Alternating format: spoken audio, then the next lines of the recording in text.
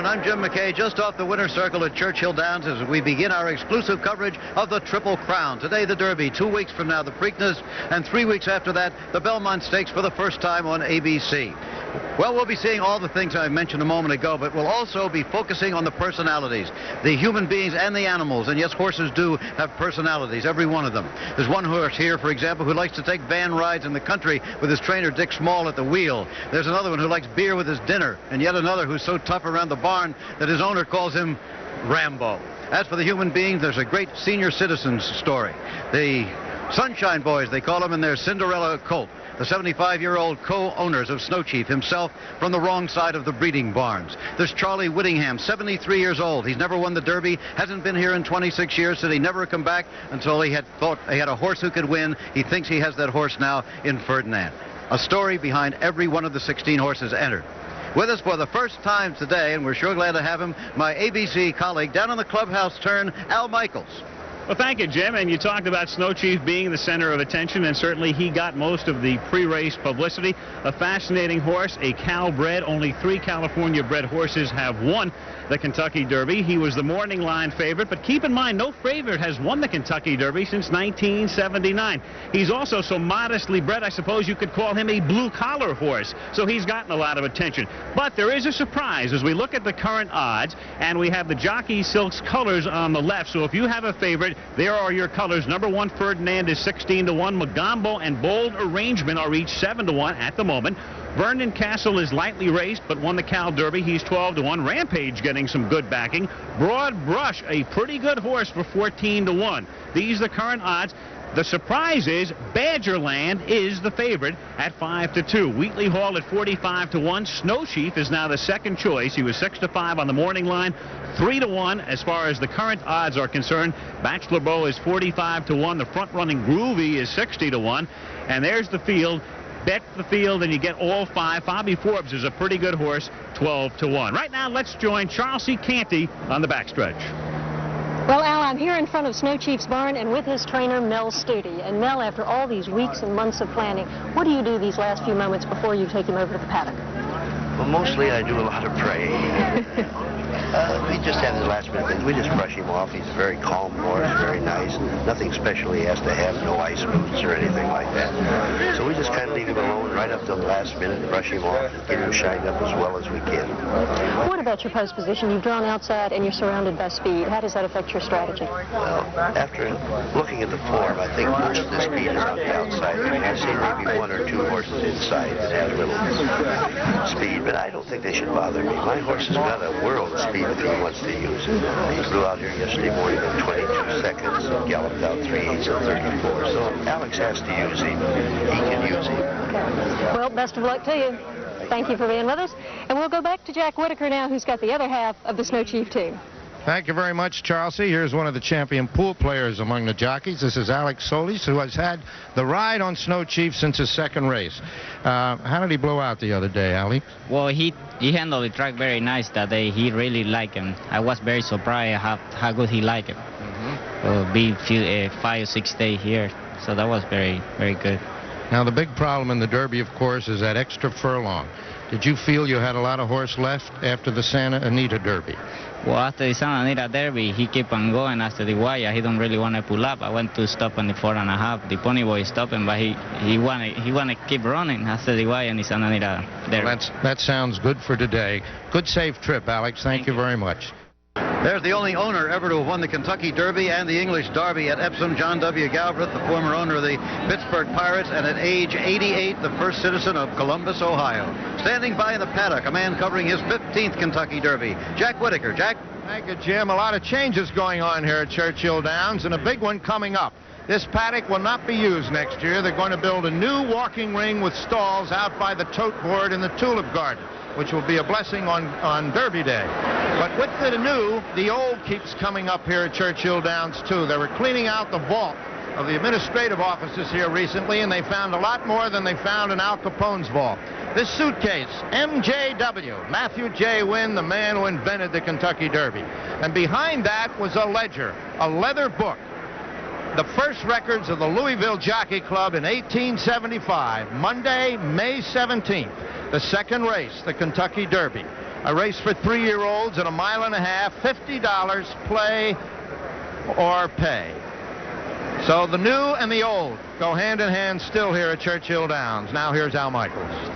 Ferdinand at 17-1. A few years back, you couldn't get 17-1 with Shoemaker if you were riding Mr. Ed. Magambo and Bold Arrangement at 8-1. Vernon Castle, who was 30-1 in the morning line, 12-1. Rampage is still holding at 8-1. Broad Brush, a pretty good bet, at 14-1. Not a bad horse. Badgerland is 5-2.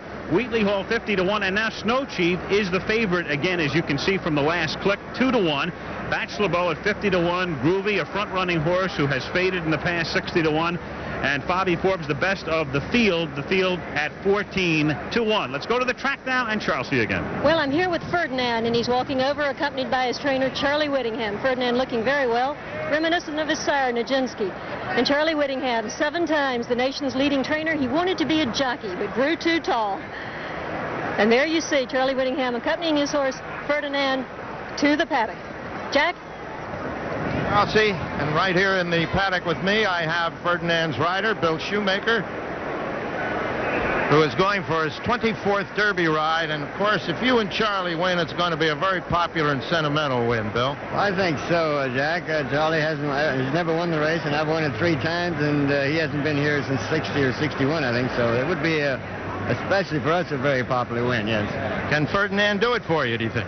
Well, I think he can. He's been a little immature in some of his races, but he's bred beautifully. He can go the 1.25 miles with a good trip. I think he's got a real good shot. Can that #1 post position be any kind of a handicap? Well, I don't think #1 is the best position that you could have because the rail kind of comes out a little bit right at the start, but he's not a real quick horse anyway, so it'd probably be all right. Well, how do you feel now going to your 24th?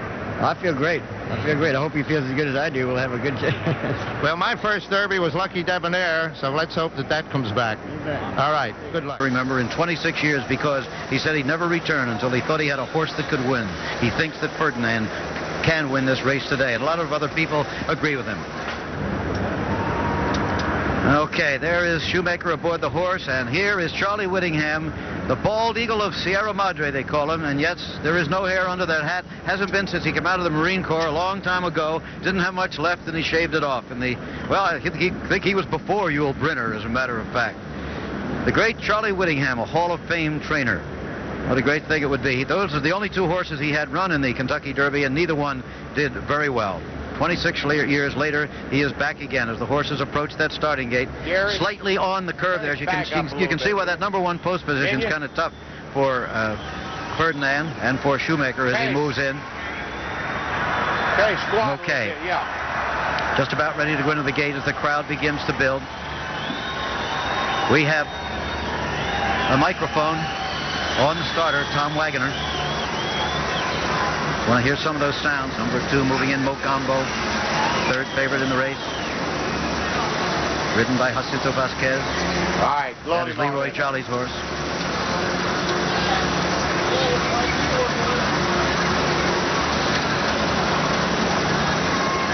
The assistant trainer is underrated people. That's a dangerous job. #12 going in. Now remember, the post positions are different than the numbers. That's wise time. Here comes Bold Arrangement, the English horse. With a mind of his own.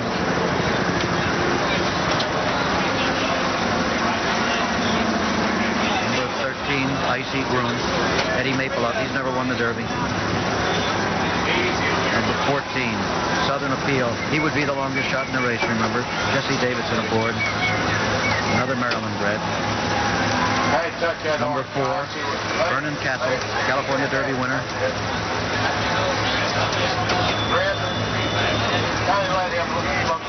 Broadbrush.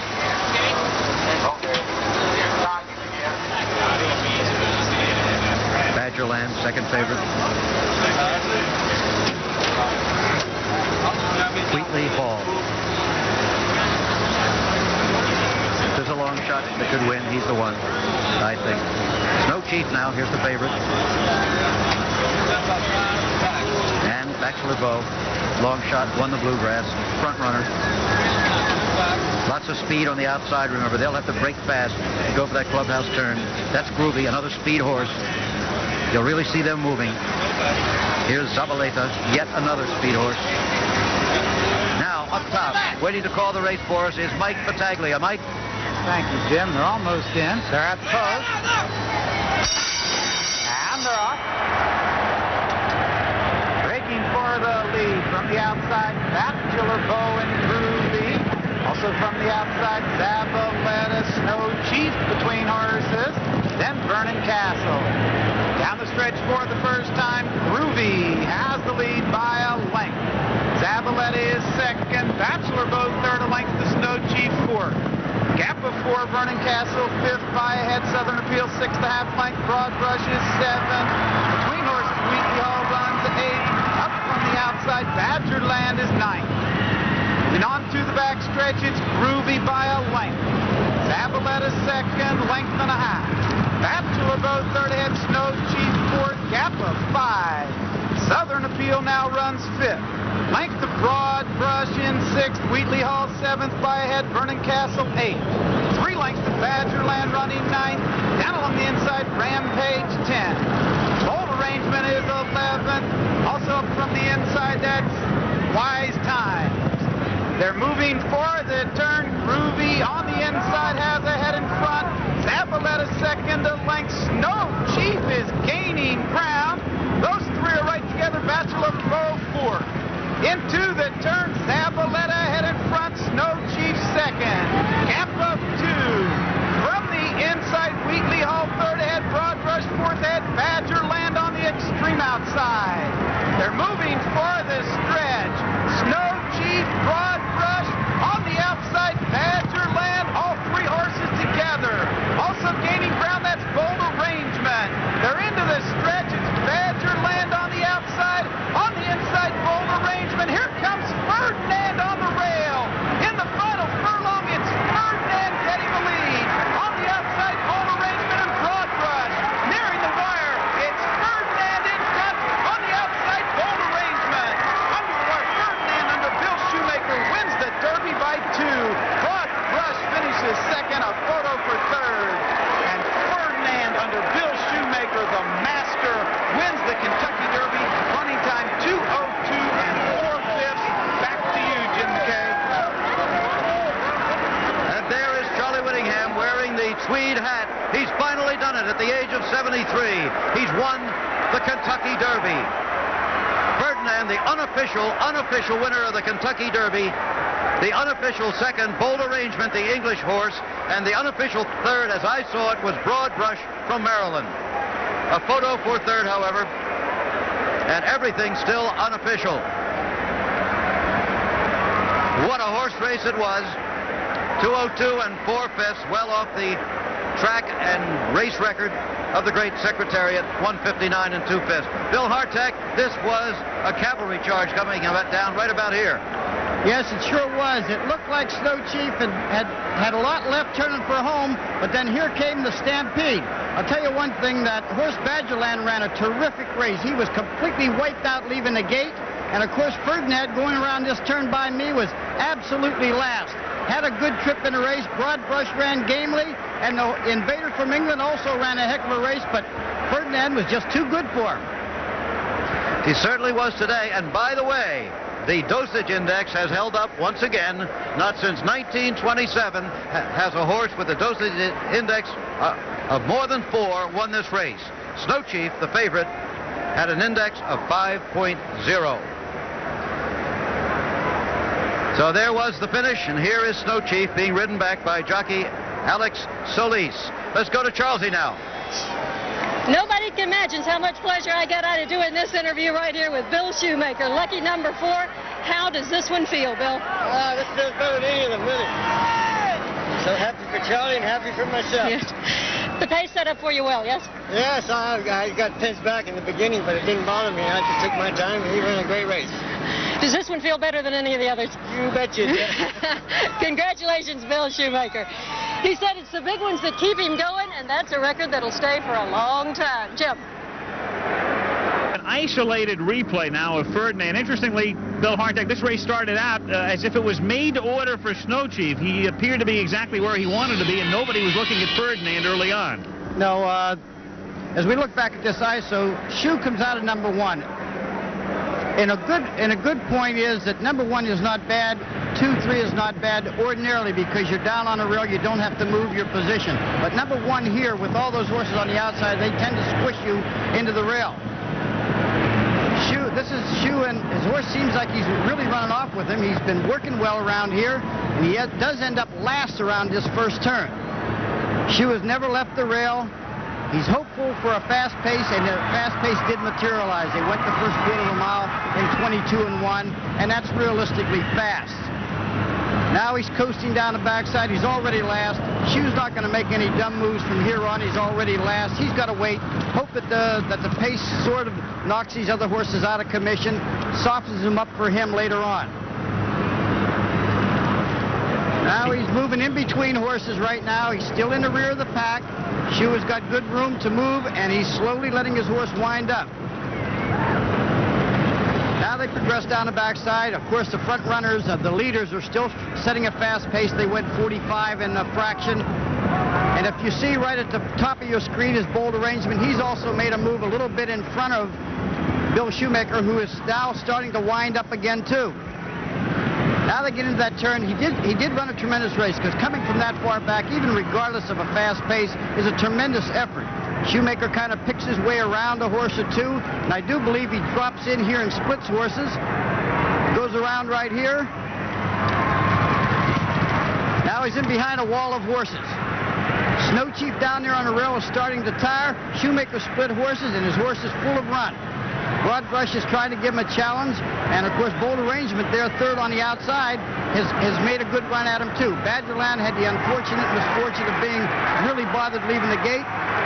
Shoe's driving at the finish, and he tears him up. You know, you may wonder why they call him the legendary Bill Shoemaker. It's not only because he's venerable and he's 54 and he still is riding, but what a masterful ride by Shoemaker, and it was really pointed out when we had Ferdinand isolated. Well, sometimes when you get a jockey with a lot of experience, he didn't panic when he was back there last, picked his way around the turn, down the backside, and of course splitting those horses, turning for home, that's something you want to do even if you're on the best horse. You want to take every advantage. You get 17-1 on Shoemaker, and you get 37.40 back at the win window, 16.20 and 8.60.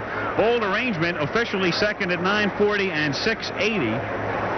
And finishing third, number 6, Broad Brush at 6.20. So William Shoemaker, Willie the Shoe, coming east from California. Again, his horse Ferdinand, third a month ago in his last start to Snow Chief in the 1 1/8 Santa Anita Derby. A different story today. And what was it Shoe said to Jack Whitaker in the paddock before the race? He said, if the horse feels as good as I do, it's going to be Sunday. It was Sunday. And there is the official order of finish. Ferdinand, Bold Arrangement, Broad Brush.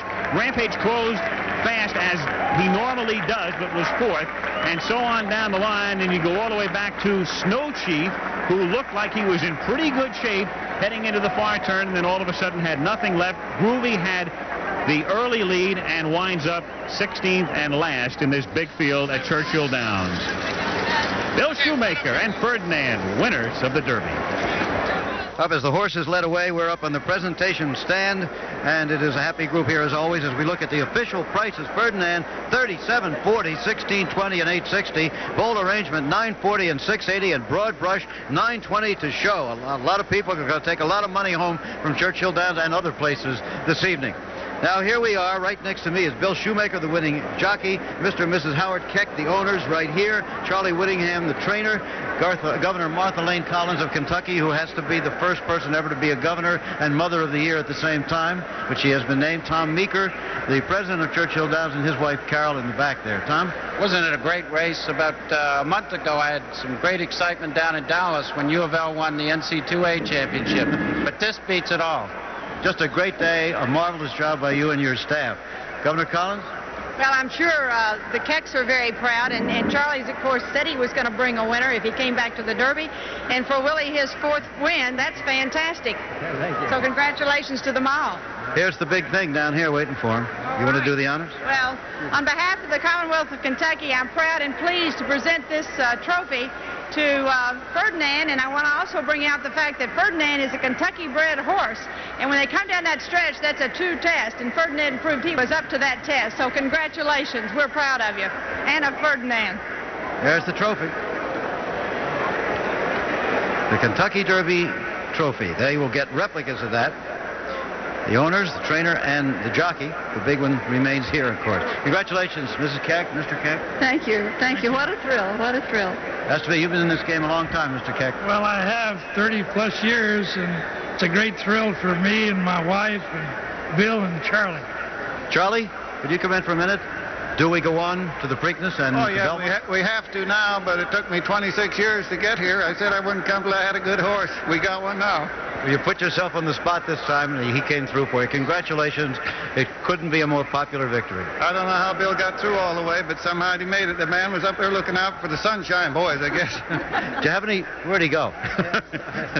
Bill, did you have any real trouble at any time? Well, I did, really. In the beginning, I got pinched back coming by the stands the first time. It was a little tight, and they ran me into the fence once or twice.